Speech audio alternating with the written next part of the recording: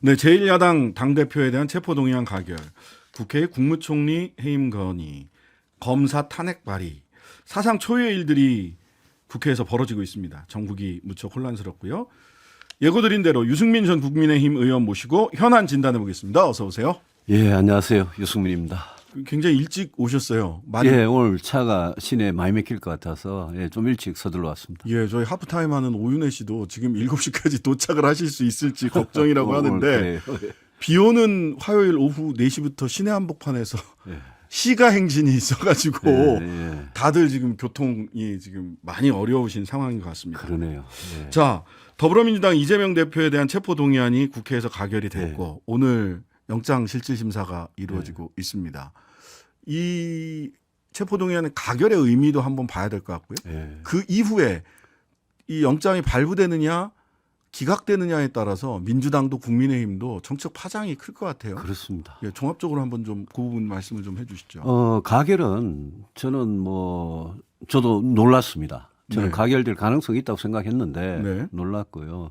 다만 조금 국민들께서 차분하게 이 문제를 보셨으면 좋겠는 게 대통령이든 국회의원이든 야당 대표든 뭐 재벌 총수든 저는 누구든 법 앞에 평등하게 성역이 없어야 된다고 생각합니다. 네. 우리나라 전체가 한 발짝 그런 쪽으로 나가야 된다고 생각하는데 이재명 대표 뭐 체포 동의안 가결이니까 법원에 가서 영장 심사 받으라는 거 아닙니까? 저는 네. 국회가 뭐 표가 아슬아슬했습니다만 그런 결정을 내린 것 자체는 민주당 입장에서는 지금 뭐 며칠간이 굉장히 힘든 시간이겠죠. 그렇죠. 근데 저는 우리 정치 또 우리나라 전체로 봐서는 이거는 정치적으로 좀 뭔가 이렇게 성역이 없다. 모든 국민은 법 앞에 평등하다. 이런 차원에서는 저는 진일보한 거라고 네. 보는 게 맞다고 생각하고 네. 또 이제 오늘 밤에 이제 그 판사가 진짜 판사 한 사람이 단독으로 지금 판단을 하는 거거든요. 그렇죠. 영장실질심사는 뭐 네. 합의부도 없고요. 혼자 근데 하는 거예요. 혼자. 그런데 그것도 사실 우리 헌법에 있습니다. 법관은 헌법과 법률에 의해서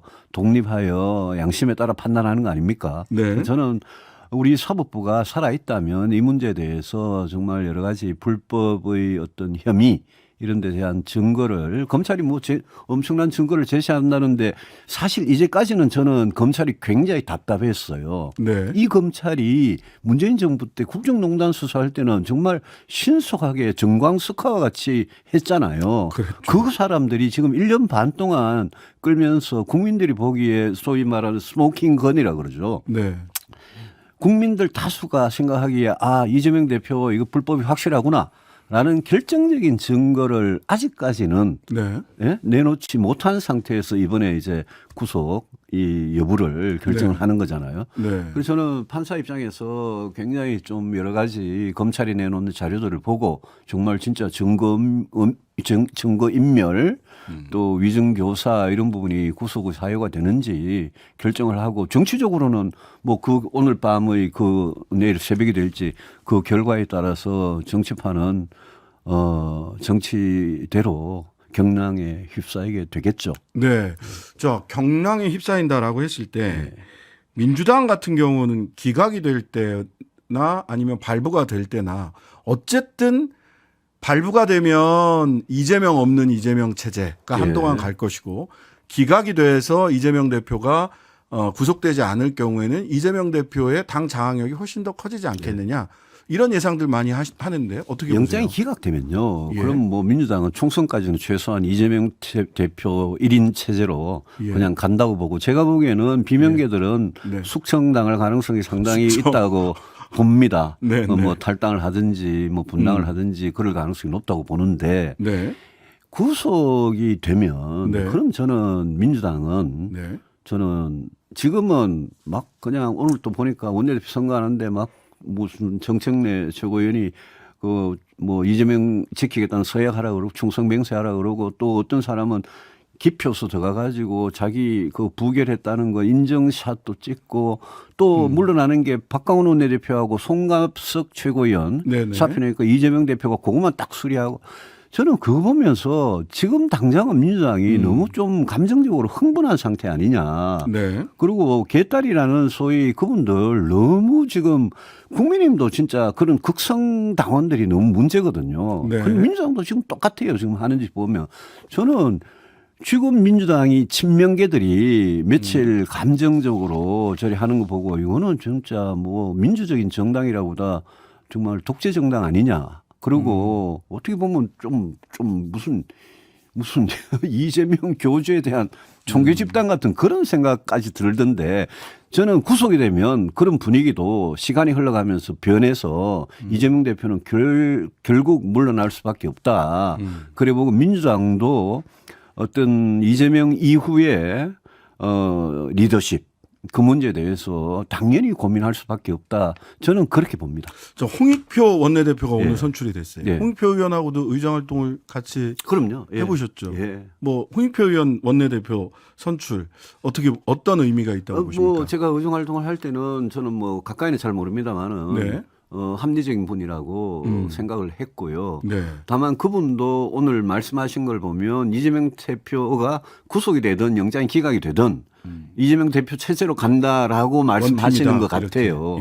그런데 그거는 저는 정치판에서 이 이재명 대표 만약 구속이 되면 그러면 무슨 옥중 공천을 한다, 대표직을 유지를 한다 이런 말들이 지금 친명 쪽에서 많이 하고 있지만 저는 부질없는 이야기라고 생각하고 네. 결국은 이재명 이후의 체제 그거 뭐 아니 감옥에 있는 대표가 공천하는 그런 체제로 총선을 치른다? 그걸 국민들께서 어떻게 생각하시겠습니까? 자. 그거는 저 총선에서 스스로 패배하는 길로 가는 거기 때문에 민주당이 그렇게 167명이나 정치하는 사람들이 국회의원들이 거기 있는 당에서 그런 집단적인 생각에 계속 빠지고 있을 거라고는 생각하지 않습니다.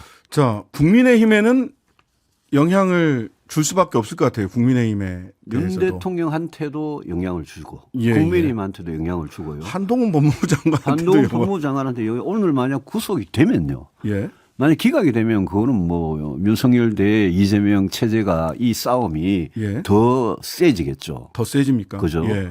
그러면 뭐 지금까지 있었던 소위 말하는 뭐 서로 그냥 적이라고 생각하고 네. 싸우고 적대적으로 공생하는 이 관계 혐오의 정치가 더 심해질 건데 네. 근데 구속이 되면 네. 그럼 제가 아까 이야기한 대로 민주당은 쇄신 변화 이쪽으로 저는 갈 수밖에 없다고 생각하고 네. 그렇게 되면 윤 대통령이나 국민의힘이 그동안 이재명 사법 리스크, 이재명 방탄국회 이러면서 그것만 계속 때리면 네. 되는 그런 쉬운 정치를 해왔는데 네. 국민의힘이 이제 그 전략은 이제 더 이상 못 쓰는 거죠. 네. 그 카드가 없어지면 저는 국민의힘에서도 야 민주당이 변하기 시작했다. 쇄신하기 시작했다. 그러면 우리가 국민의힘 입장에서 네. 우리가 100% 저 용산 오다를 받아가지고 공천하고 대통령의 사람들로 내보내고 지금 대통령의 지지도가 이렇게 낮은데 네. 그런 총선 전략으로 우리가 총선에 이길 수 있겠느냐? 저는 어림도 없다고 봅니다. 자, 어쨌든 자, 민주당 이야기는 요 정도 하고요. 예. 국민의힘 얘기로 이미 넘어왔습니다만은 최근에 김기현 대표가 조정은 시대전환 의원 예. 시대전환이 아니라 보수전환 아니냐 이렇게 얘기를 누가 그랬더라고요. 예, 했던데 그다음에 보수 유튜버 개그맨 출신이죠. 김영민 씨 등 해서 어쨌든 인재영입의 첫 포문을 열었습니다. 이 인재영입 유 의원님이나 이준석 대표는 조금 더 감회가 새로울 것 같은데 어떠세요? 저야 전혀 이런 데하고 관계 없고. 네. 그런데 인재 그분들 인재입니까? 잘 모르겠어요.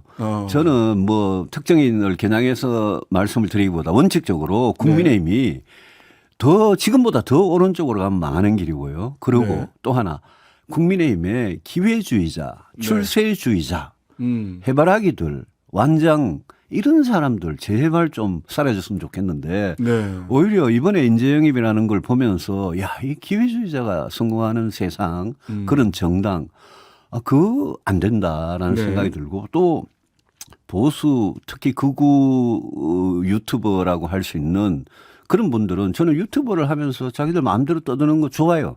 뭐 듣는 국민들 계시겠죠. 그런데 정치의 영역에 네. 예?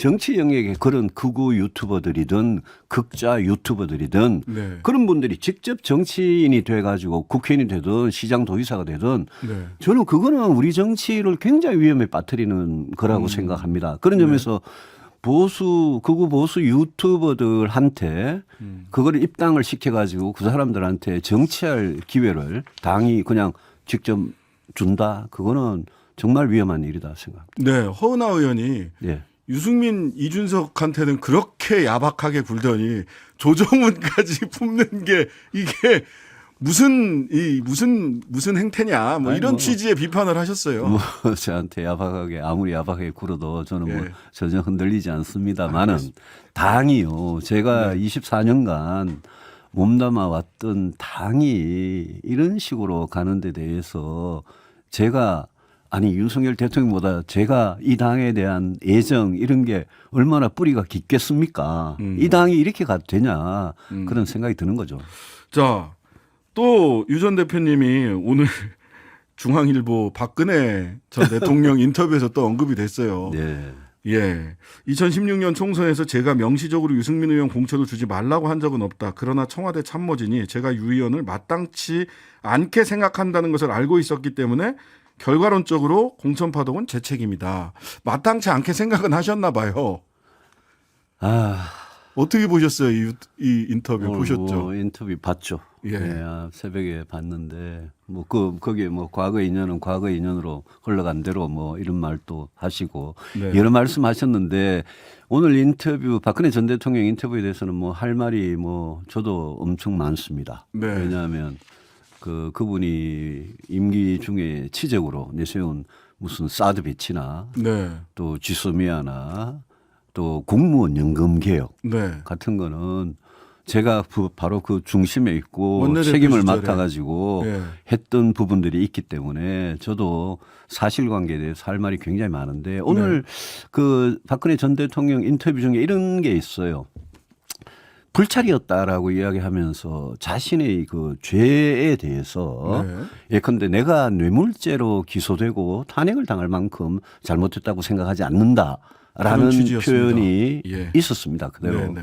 그대로. 그거는 저한테 물어볼 건 아니고 그건 윤석열 대통령한테 물어봐야 될 문제입니다. 어. 윤석열 대통령이 구속 기소, 박근혜 전 대통령을 구속 기소하고 45년 징역형을 구형을 해가지고 네. 대법원에서 22년 징역형이 나왔던 사건입니다. 네, 네. 그런데 박근혜 대통령은 거기에 있는 뇌물죄나 탄핵을 당할 만한 잘못을 안 저질렀다고 지금 부인을 하시는 거잖아요. 네. 그래서 죄 없다고 지금 주장하시는 박근혜 전 대통령에 대한 이야기 바로 네. 그 부분은 그 부분이 뭐 이 모든 일의 핵심이었잖아요. 네, 네. 그 부분은 윤석열 대통령이 답해야 될 부분입니다. 당시 수사하고 구속하고 기소하고 구형했던 검사니까요. 그리고 제 공천하고 관련된 부분은 그거는 당시에 2016년 3월입니다. 네. 당시에 170석, 180석을 얻는다고 호언장담했던 한나라당이 새누리당이 제 한 사람 공천 문제를 둘러싸고 3월 달에 보인 오만과 독선 그 네. 문제 때문에 우리가 기호 1번을 총선에서 지고 기호 1번을 민주당한테 내준 선거였습니다. 그 총선이. 그 131대 130인가 그랬죠. 예, 그때 신문 방송에 뭐 거의 보름 가까이 제 공천 문제를 둘러싸고 그냥 온 세상이 난리가 났었는데 그랬어요. 예. 그 문제를 정말 모르셨는지 모르겠습니다. 네. 그 박근혜 전 대통령이 묘한 얘기도 하셨어요. 그때 수사했던 검사들이 다 요직에 있더라 이 정부에 이런 이야기도 해서 예, 저도 뭐 그걸 읽어보면서 참 뭐라 그럴까요? 좀 묘한 기분이 많이 들었습니다. 네. 대목마다. 예. 아마 회고록으로 몇 차례 더 회고록식으로 이렇게 쭉 연재를 한다고 예. 해서 예. 또 어떤 말씀을 하실지. 예, 저도 뭐 보겠습니다. 예.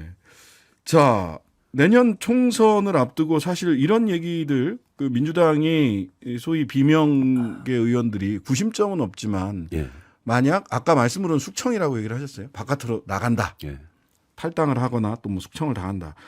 그러면 제3지대에서 지금 양향자 의원의 한국의 미래, 금태섭 전 의원의 새로운 선택, 그다음에 정의당을 탈당하고 노무현 대통령 청와대에서 대변인했던 천호선 의원이 또 사회민주당 등등 해서 창준이가 지금 많이 있습니다. 그렇습니다. 예, 민주당에서 혹시 비명계 의원들이 탈당을까지 하게 되면 이 제3지대가 예. 정말 미생 창준이들이 굉장히 많아질 것 같은데.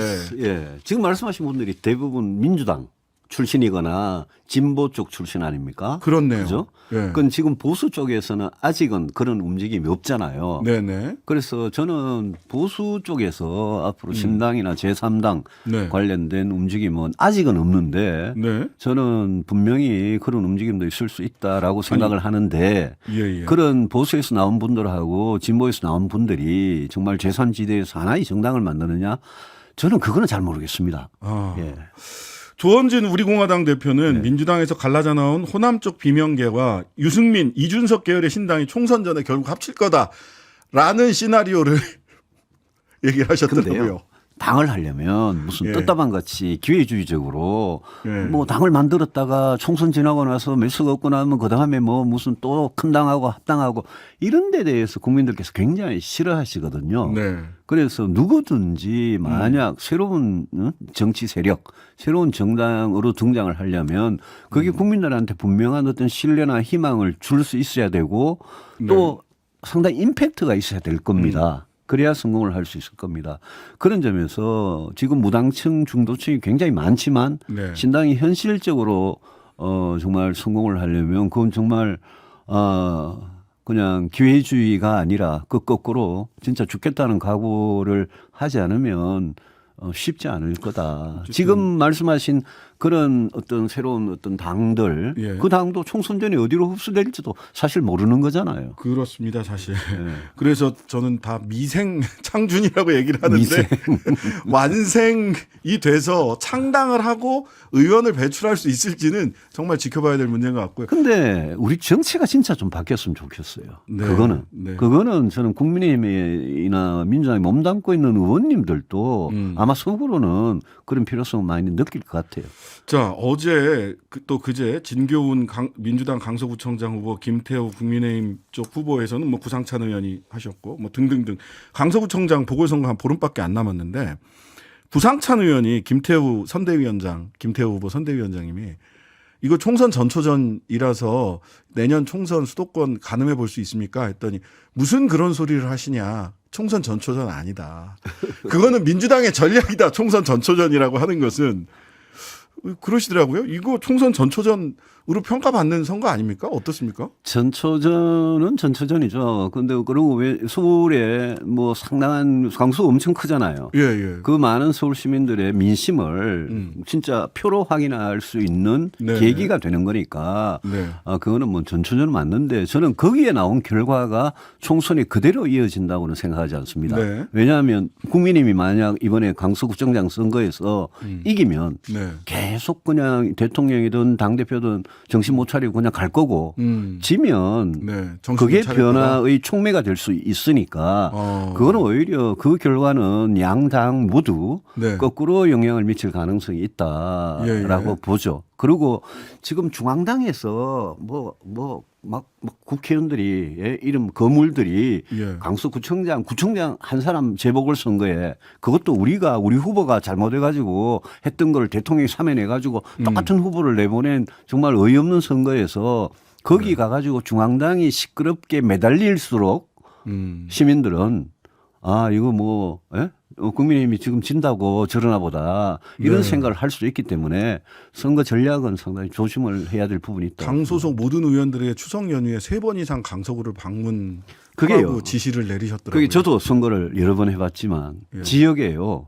타지에서 유명한 사람들 많이 오면 그 시민들이 그거 보고 찍어주는 줄 압니까? 천만의 말씀. 저기 위험하다. 오히려 역효과 날 수 있기 때문에 그거 그렇게 다 매달렸다가 치면 어떡하려고 그래요. 참.